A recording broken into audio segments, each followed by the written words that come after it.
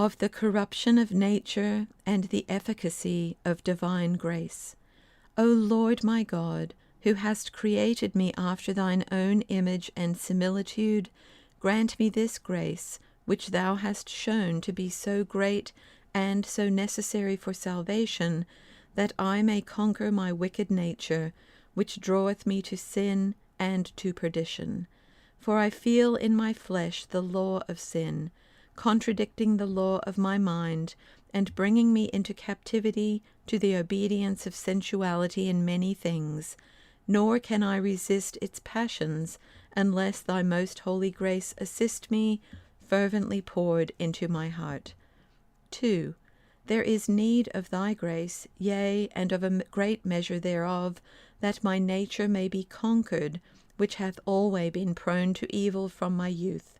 For being fallen through the first man Adam, and corrupted through sin, the punishment of this stain descended upon all men, so that nature itself, which was framed good and right by thee, is now used to express the vice and infirmity of corrupted nature, because its motion left unto itself draweth men away to evil and to lower things. For the little power which remaineth is, as it were, one spark lying hid in the ashes.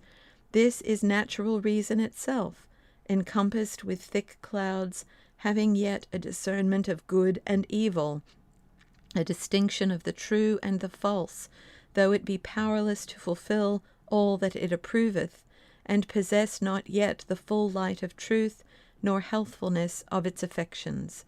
3. Hence it is, O my God, that I delight in thy law after the inward man, knowing that thy commandment is holy and just and good, reproving also all evil, and the sin that is to be avoided. Yet with the flesh I serve the law of sin, whilst I obey sensuality rather than reason. Hence it is that to will to do good is present with me, but how to perform it I find not. Hence I ofttimes purpose many good things, but because grace is lacking to help mine infirmities, I fall back before a little resistance and fail. Hence it cometh to pass that I recognize the way of perfectness, and see very clearly what things I ought to do, but pressed down by the weight of my own corruption, I rise not to the things which are more perfect. 4. Oh, how entirely necessary is thy grace to me, O Lord, for a good beginning, for progress, and for bringing to perfection.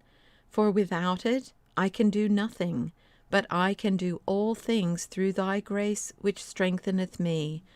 O truly heavenly grace, without which our own merits are naught, and no gifts of nature at all are to be esteemed.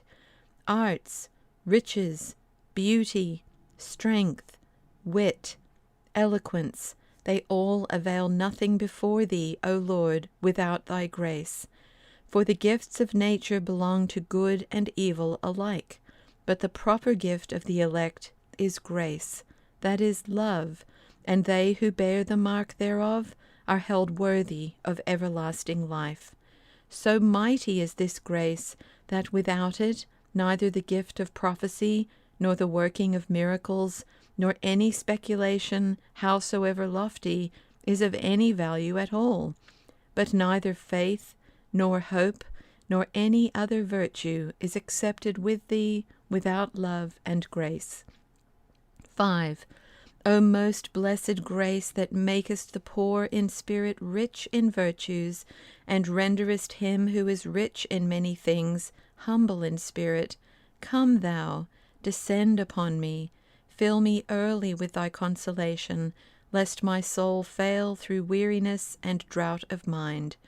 I beseech thee, O Lord, that I may find grace in thy sight, for thy grace is sufficient for me, when I obtain not those things which nature longeth for. If I be tempted and vexed with many tribulations, I will fear no evil, while thy grace remaineth with me. This alone is my strength. This bringeth me counsel and help. It is more powerful than all enemies, and wiser than all the wise men in the world. 6.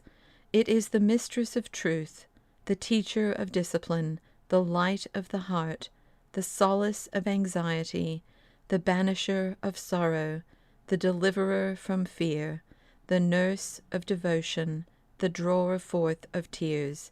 What am I without it, save a dry tree, a useless branch, worthy to be cast away? Let thy grace, therefore, O Lord, always prevent and follow me, and make me continually given to all good works, through Jesus Christ thy Son. Amen.